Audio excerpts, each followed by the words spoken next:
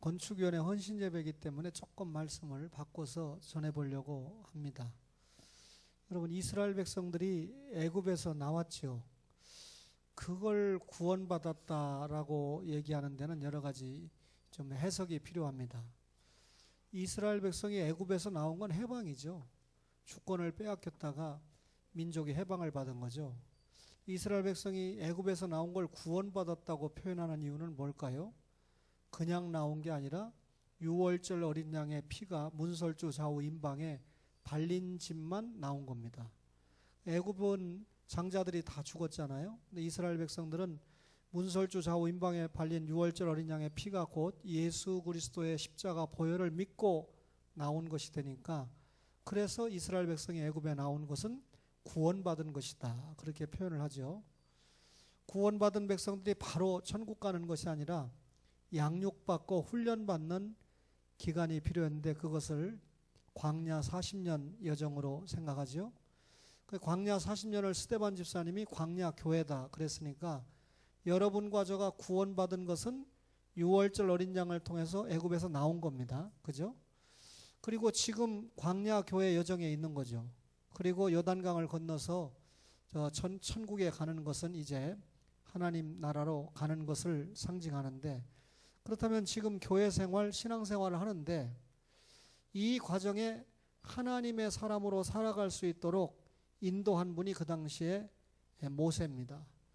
여러분, 이스라엘 백성들이 애굽에서 나올 때 지도자 역할을 했던 분이 모세죠. 모세는 구원자 역할을 했기 때문에 구원자이신 예수님의 예표자로서 사용을 받은 겁니다. 예수님은 그리스도잖아요. 왕이고 제사장이고 선지자고. 근데 그 당시에 이스라엘 백성에게 왕과 선지자와 제사장 역할을 감당한 사람이 누굽니까? 모세입니다. 모세가 가나안 땅에 못 들어가고 죽으니까 신명기 29장에 보면 모압 평지에 도착을 해서, 그래서 이 이스라엘 백성에게 마지막 한 편의 설교를 남기게 되는데, 그 설교를 모아놓은 것이 신명기입니다. 신명기는 모세의 설교 혹은 모세의 송별사, 이렇게 말할 수 있죠. 근데 돌이켜보면 오늘 12장 여러분 보세요. 여러분 성경 제목에 택하신 예배 거소 이렇게 되어 있는데, 신명기 12장에 5절 마지막을 보세요. 너희 모든 지파 중에서 택하신 곳. 그죠? 그 다음에 11절을 보세요. 택하실 그곳으로 내가 명령하는 것. 택하실 그곳. 14절을 보실까요? 오직 너희의 한 지파 중에 여호와께서 택하실 그곳에서 번제를 드리고. 18절. 오직 내 하나님 여호와께서 택하실 곳에서 어떻게 해라. 26절. 오직 내 성물과 서원물을 여호와께서 택하신 곳으로 가지고 가라. 택하신 곳, 예루살렘 성소를 얘기하죠. 택하신 곳은 예루살렘 성소가 지어지는 곳인데, 이스라엘 백성들이 애굽에서 나오는 건 구원입니다. 그죠? 구원. 이스라엘의 힘으로 됐나요? 하나님의 은혜로 됐나요? 우리 가족 가운데 자기 힘으로 이스라엘이 구원받았다고 말할 분은 아무것도 없어요. 그러면 자기 힘으로 받지 않았다는 결정적인 증거가 뭐죠? 10번째 재앙을 하나님이 안 내렸으면 못 나왔어요. 그죠? 또 유월절 어린 양의 피가 발리운 집만 하나님이 구원을 시켰기 때문에 하나님의 능력으로 이스라엘 백성이 구원을 받았습니다. 근데 하나님께서 모세를 보내서 바로와 전쟁을 할 때 내 백성을 보내라, 내 백성을 구원시키기 위해서 보내라고 그랬습니까? 광야에서 절기 지키고 예배를 드리게 하기 위해서 보내라고 그랬습니까? 구원은 당연한 거고요. 구원받은 이후에 우리가 성장하려면 하나님 앞에 예배를 드려야, 예배하는 민족이 되고 예배하는 개인이 돼야 성장할 수 있습니다. 예배 때문에 나오라고 그랬거든요. 근데 하나님께서 이스라엘 백성이 출애굽한 이후에 시내산에 도착을 했을 때 곧바로 십계명을 주셨는데, 십계명은 한마디로 말하면 예배 계명이고, 여러분 우리가 예배를 오늘 이렇게 드리는 공적인 예배가 예배지만 월요일부터 토요일까지 예배가 생활 예배라고 그랬잖아요. 1계명부터 4계명은 여러분 이 예배입니다. 예배의 대상, 예배의 시간까지 명시했으니까 5계명부터 10계명은 이웃사랑이잖아. 이웃사랑이 뭡니까? 예배의 생활하죠. 우리의 예배 생활 중에 하나님을 사랑한 것이 뭘로 나타나야 됩니까? 이 작은 자 하나에게 한 것이 곧 나에게 한 것이다. 그럼 예배가 너무 중요한데 10계명을 주시면서 하나님이 곧바로 예배의 처소로 성막을 만들어라. 그렇죠? 이동식 예배당입니다. 천국까지 가나안 땅까지 가야 되니까. 근데 이제 모세가 지금 이야기할 때는 이스라엘 백성이 어디에 들어가는 걸 전제하고 설교를 하나요? 가나안 땅에 들어가는 것을 전제하고 설교를 하는데 너희들이 가나안 땅에 들어가면 하나님이 택하신 그곳, 택하실 그곳인 예루살렘의 성소를 져라. 예루살렘 성전을 져라. 이렇게 명령을 하고 있는 거죠. 이스라엘 백성들은 이 모세를 통해서 주신 하나님의 말씀대로 순종을 해야 되는데 나중에 보면 다윗이 왕이 됐을 때 성전 져야 되겠다라고 마음을 굳히고 솔로몬 때 성전을 건립하지 않습니까? 그러면 오늘 이 예루살렘 성전을 하나님이 모세를 통해서 왜 지라고 명령을 합니까? 몇 가지 이유가 있는데 그 중에 대표적인 하나가 이스라엘 백성에게 신앙의 순수성을 지키도록 하기 위해서입니다. 여러분 이스라엘 백성들이 애굽에서 종살이할 때 애굽은 온갖 잡신을 섬기잖아요. 나일강 신부터 시작해가지고 뭐 파리신도 있고 별신이 다 있는데 거기에 살면서 젖어 있었어요. 그러니까 나와서 바로 성막을 지으라고 하는 것은 완전히 그때 젖었던 우상 또는 우상 숭배에서 완전히 분리해라 그런 의미 아니겠습니까? 근데 너희들이 또 가나안 땅에 들어가면 바알과 아세라를 위시해서 원주민들이 섬기는 온갖 신들이 산재하고 있고 그 사람들과 함께 사는 어간 동안에 또 거기에 동화가 돼서 우상 숭배의 죄에 빠질 것은 당연한 이치가 되기 때문에 예루살렘 성소를 져라 이 말은 한마디로 말하면 너희들은 하나님과의 관계에서 제사장 나라 거룩한 백성으로 뽑힘을 받은 언약 백성이니까 언약 백성의 특징이 뭡니까?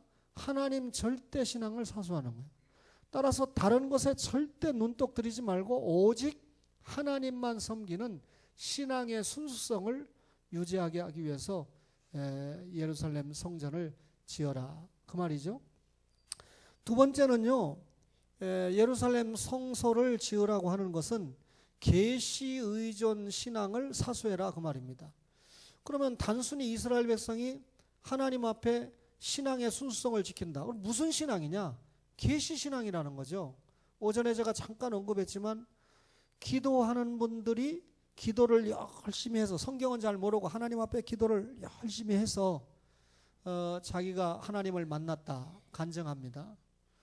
또 암이 걸려가지고 죽기 직전에 뭐 또 이 병상에서 하나님을 만났다. 그렇게 우리가 하나님을 만날 것 같으면 우리가 믿는 하나님이 다 다르죠. 근데 우리가 믿는 성부와 성자와 성령 하나님이 다 같으려면 스스로 계신 하나님이 당신을 계시해야 되지 않습니까?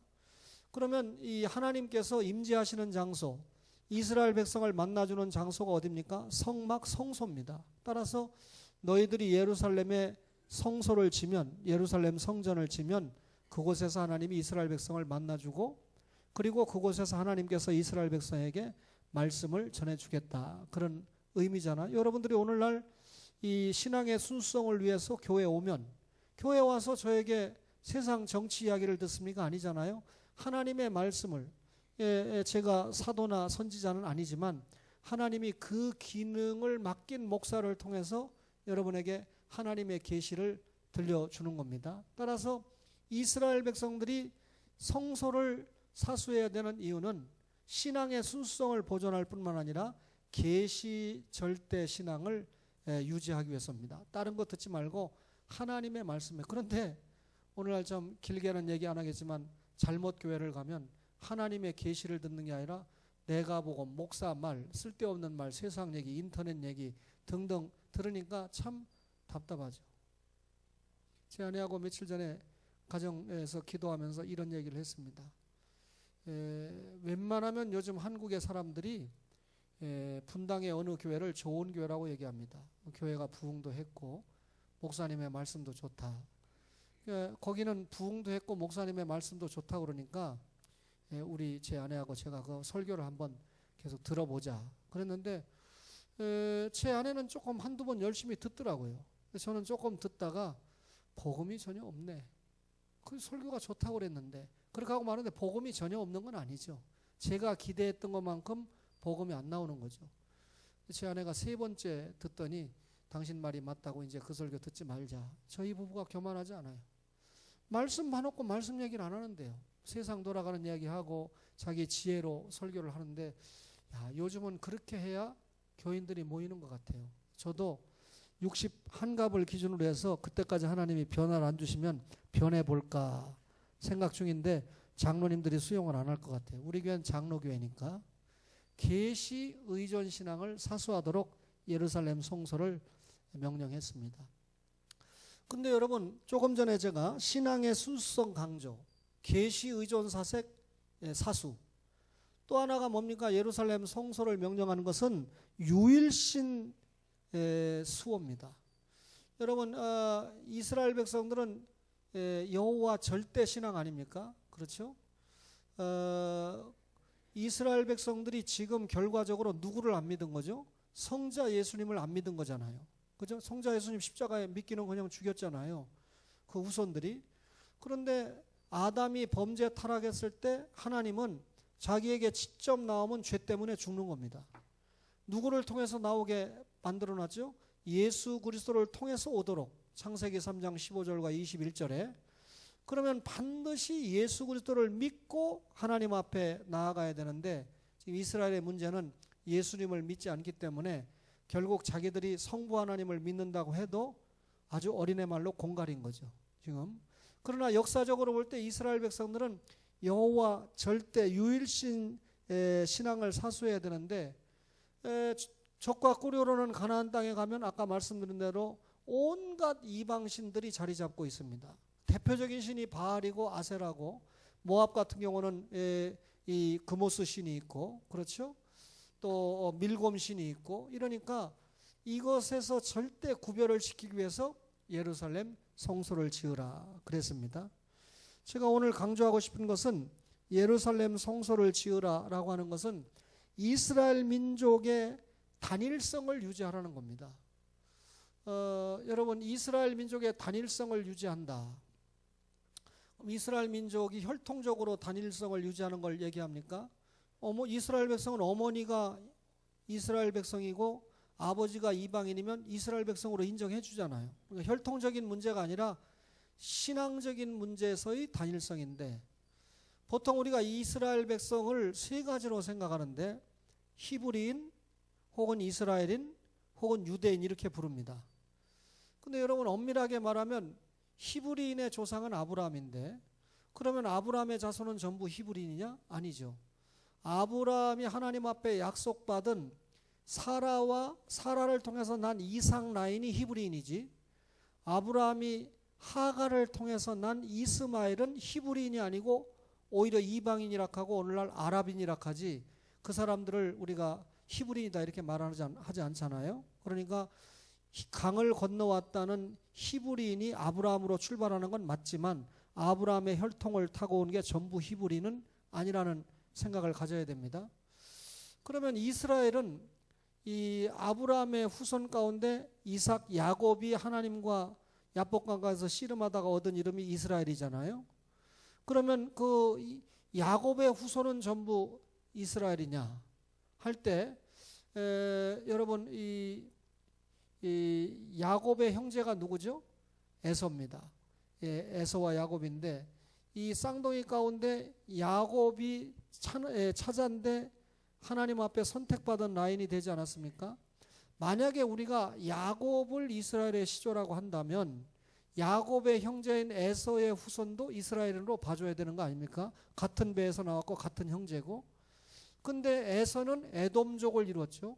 근데 에돔족을 우리가 이스라엘 사람하고 말하지는 않습니다. 철저하게 이방인이고 늘 이스라엘에게 거침돌이 됐지요. 그렇죠? 그러면 유대인은 또 누굽니까? 야곱의 12아들이 있는데 12아들 가운데 네 번째 아들이 유다입니다. 그렇죠? 근데 실질적으로 유다를 통해서 예수님이 온다고 그랬으니까 유다가 너무 중요한데 창세기를 읽으면 아브라함, 이삭, 야곱, 그리고 누구를 다룹니까? 요셉을 다뤄요. 그죠? 그런데 실질적으로 요셉이 중요한 역할을 했죠. 요셉이 없었으면 선민들을 구원하는 역사에 사용을 받을 수 없었기 때문에 결국 요셉 없으면 선민이 다 죽으니까 예수님 못 와요. 그럼에도 요셉을 통해서 예수님이 오는 게 아니라 유다를 통해서 예수님이 온다는 것 때문에 긴급하게 창세기 38장에 유다 이야기를 써놨는데 아쉽게도 다말과 며느리 다말과 사랑하는 이야기를 써놨잖아요. 결국은 인간은 죄인이라는 겁니다. 만약에 인간이 죄가 없으면 인간이 예수님이게요.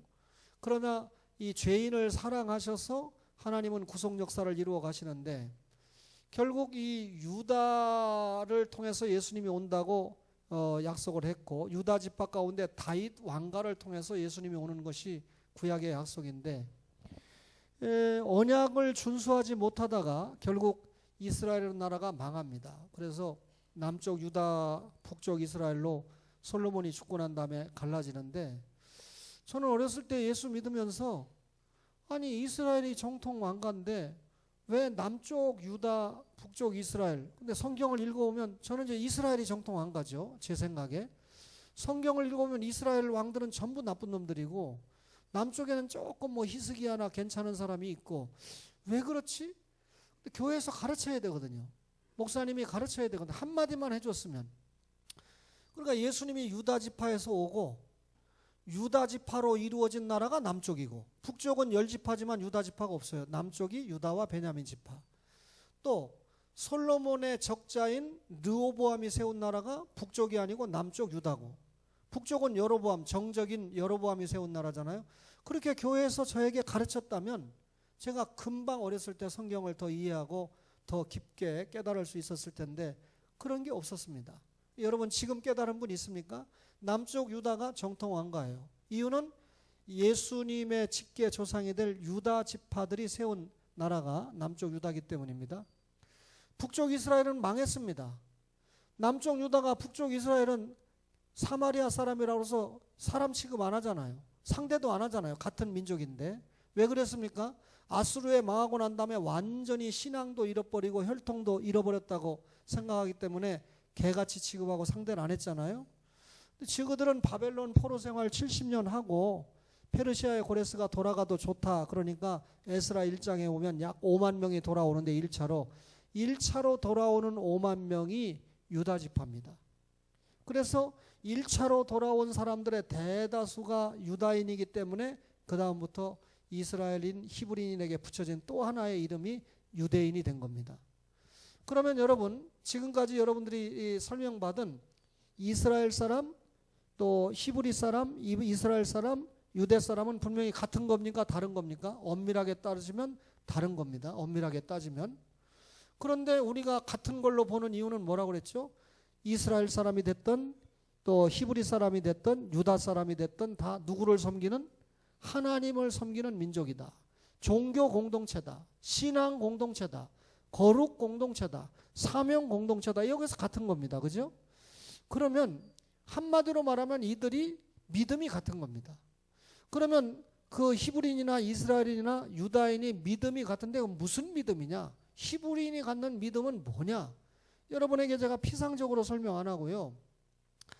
여러분 우리가 민수기를 믿음의 책이다. 또 방황의 책이다. 제가 그런 말을 쓰는데 아마 다른 목사님들은 그런 말을 잘 안 쓸 거예요. 제가 보니까 제가 2000년도에 한 설교가 있었는데 그 설교가 그대로 토시 하나도 안 틀리고 인터넷에 나왔더라고요. 그래서 이거 누가 도대체가 쓴 거야. 나는 2000년도에 썼으니까 2000년도에 내 설교를 그 앞에 발표가 됐다면 내가 베낀 거고 뭐 누가 뭐라고 해도 2002년도에 했더라고요. 장로님들 그분 좀 찾아가지고 얘기 좀 하세요. 자기 이름을 툭하니 공개해가지고 자기 설교처럼 했는데 제 아내가 발견을 해가지고 저보고 보라고 그래가지고 제가 보니까 저는 2000년도에 제 주보에 그 설교가 있고 그분은 2002년도에 인터넷에 그걸 올렸더라고요. 근데 여러분 이스라엘 백성들이 어떤 믿음을 가지고 있느냐 할 때 민수기는 방황의 체격. 여러분 신의 광야를 떠나서 인구조사 해놓고 떠나고 그 다음에 38년 뒤에 모압 평지에 가서 또 인구조사를 해서 2차례 인구조사를 했기 때문에 Numbers, 민수기라고 이름하지 않았습니까? 근데 1차 조사에도 들어가고 2차 조사에도 들어간 사람은 누구뿐이죠? 여호수아와 갈렙뿐입니다. 근데 광야, 가나안 땅 일주일이면 가는데 38년 동안 방황한 이야기를 기록해 놓은 게 민수기예요. 근데 그 방황하는 기록 가운데도 꽃 중에 꽃이 누구였습니까? 여호수아와 갈렙과 같은 믿음을 보여주는 책이 민수기거든요. 그러니까 방황의 책이면서 동시에 하나님이 믿음을 귀하게 보는 책이 민수기인데, 그러면 그 믿음이 뭐냐? 히브리인의 믿음이에요. 이스라엘인의 믿음이에요. 유대인의 믿음이에요. 뭡니까? 정탐꾼 12명을 뽑아가지고 가나안 땅을 탐지를 시킨 다음에 돌아왔는데 10명은 못 간다는 거예요. 안악자손이 있고 우리는 메뚜기고 마저 죽어. 우리가 뭐 전쟁 준비한 것도 아니고 전투 능력도 없고 사령관도 시원찮고. 그런데 그렇게 얘기하는데 2명은 맞다. 10사람의 보고가 틀렸다고 부정하지 않아요. 맞는데 그러나 올라가자, 능히 이기리라. 그러면 그러나 올라가자는 이유가 뭡니까? 그게 믿음인데, 첫 번째는 뭐였죠? 그럼에도 불구하고 그 땅은 누가 주신다고 약속했다? 하나님이 약속하신 땅이다. 아브라함에게 준다고 그랬고 우리 조상 이삭에게 준다고 그랬고 야곱에게 준다고 한 땅이니까 하나님이 준다고 했으니까 믿고 올라가자. 이게 하나님의 약속을 믿는 믿음이죠.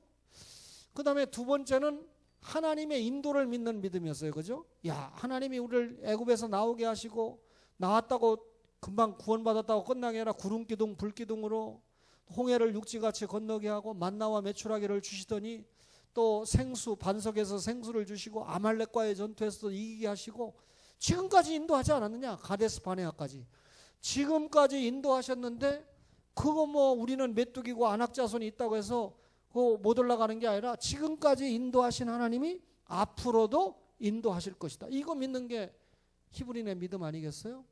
그래놓고 마지막으로 그들의 신은 그들에게서 떠났고 우리의 신은 우리와 함께 하신다. 그러면 가나안 원주민들을 지키고 있는 신은 다 별 볼 일 없으니까 추풍낙엽처럼 떠나버렸고 우리와 함께 하시는 임마누엘 하나님은 지금도 우리와 함께 한다. 그러면 이스라엘 백성들이 믿는 믿음이 뭡니까? 하나님의 약속을 믿고 하나님의 인도를 믿고 하나님이 함께 하시는 것을 믿는 믿음이 히브리인의 믿음이에요. 그러면 오늘 이 택하신 장소에다가 성소를 지으라는 것은 민족의 단일성을 유지한다. 이 말은 민족의 분열을 방지하고 민족의 결속력을 강화시켜야 하나님의 백성으로서 살아갈 수 있는 거 아닙니까? 그러면 하나님 앞에 결속할 수 있는 방법이 뭡니까? 하나님에 대한 믿음이에요. 그럼 그 하나님에 대한 믿음이 뭡니까? 하나님의 약속을 믿는 거죠. 여러분도 저도 히브리인으로서 이스라엘인으로서 유다인으로서 신약의 그리스도인으로 살아가는데 우리도 하나님의 약속을 믿습니다. 하나님의 약속이 뭡니까? 구약 신약입니다. 이 언약의 말씀을 우리가 믿는 거죠. 그리고 우리의 믿음이 뭡니까? 이 언약의 말씀을 믿을 뿐만 아니라 과거에도 인도해 주신 하나님이 지금도 인도해 주신다는 믿음을 믿는 것이 여러분과 저의 믿음인 거죠. 그렇죠? 그리고 인도해 주실 뿐만 아니라 여전히 우리와 하나님이 함께 하신다는 거죠. 임마누엘의 축복이죠.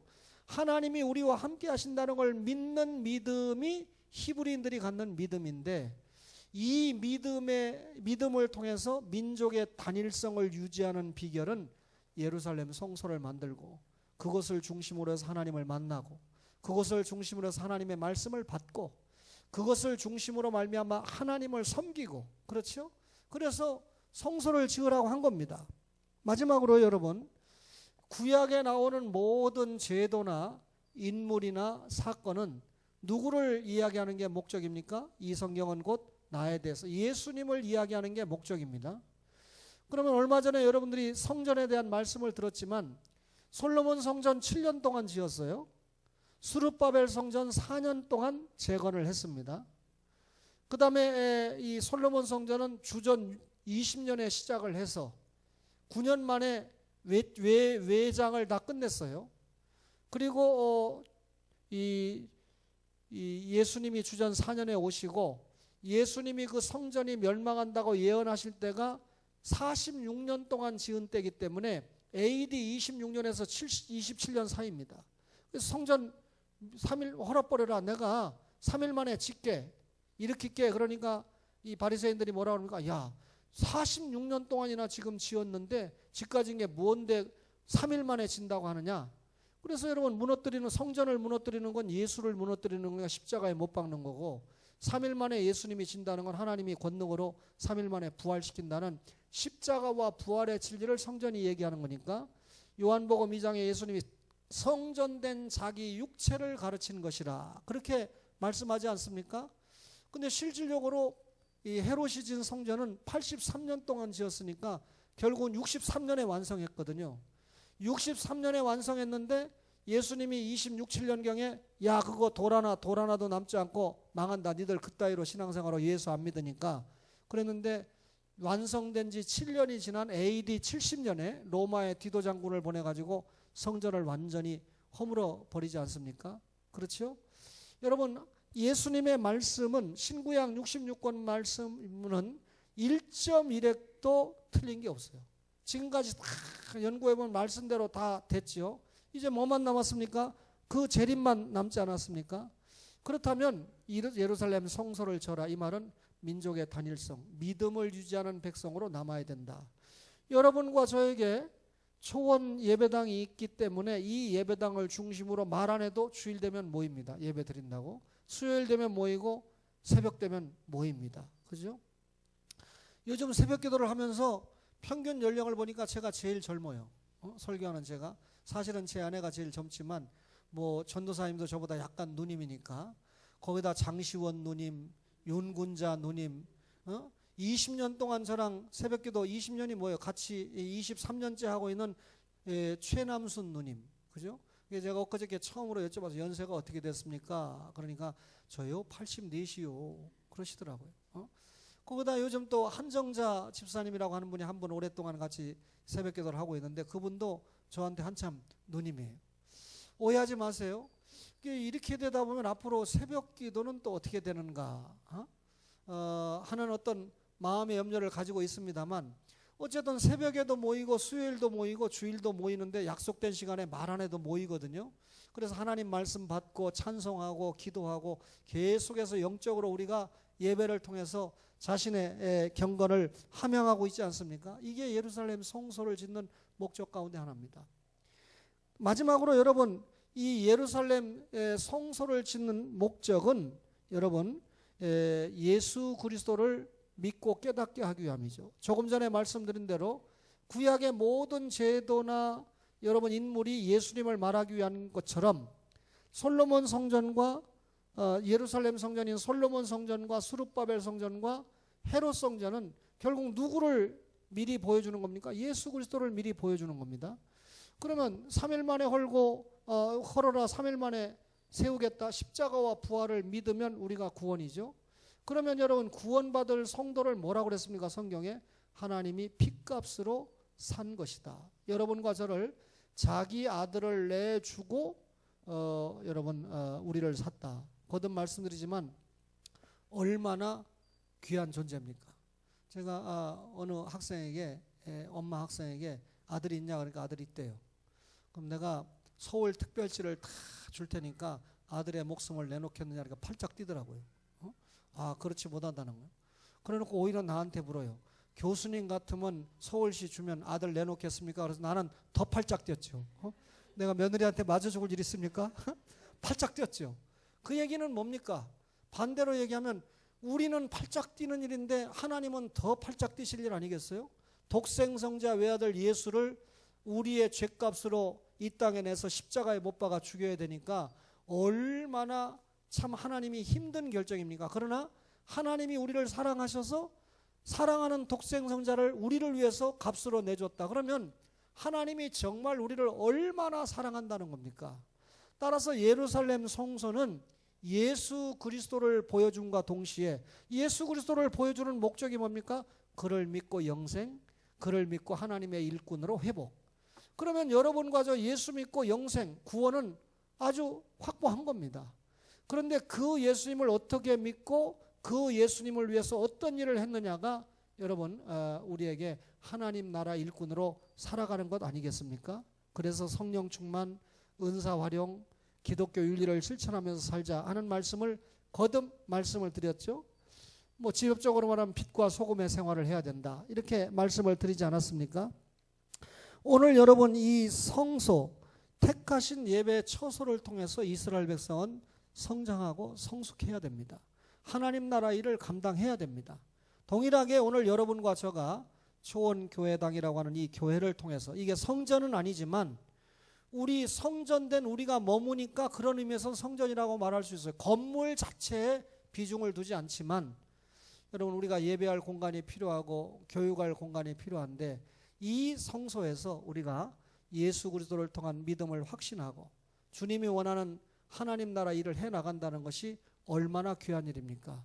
금년에 이제 우리 교회가 약간 남은 채무도 다 정리를 하고 이제 내년 초쯤 되면, 내년 전반기에는 완전히 정리를 해서 우리가 채무 없는 교회가 돼서 정말 선교에 더 가동하고 그 다음에 미래를 준비할 수 있는 또 다른 그런 준비를 해가는 교회로 성장할 수 있다. 그동안 이 예배당에 혈안이 돼가지고 주님의 일을 못한 교회가 아니라는 것은 하나님도 아시고 우리 스스로의 양심도 자정을 합니다. 여러분 오늘 건축위원회 헌신 예배를 드리면서 여러분과 저가 하나님이 택하신 이 거소가 이곳이다. 현재까지는 이곳에서 마음껏 하나님 앞에 예배드리고 찬송하고 기도하면서 멋진 하나님의 자녀로 하나님 나라 일들을 감당해가는, 그 하나님 나라 일이 뭡니까? 결국은 여러분 십자가와 부활을 전해서 한 영혼을 구원하고 성장시키는 것 아니겠습니까? 이 일을 위해서 여러분과 저가 멋지게 사용받는 그런 은혜 있기를 간절히 바랍니다.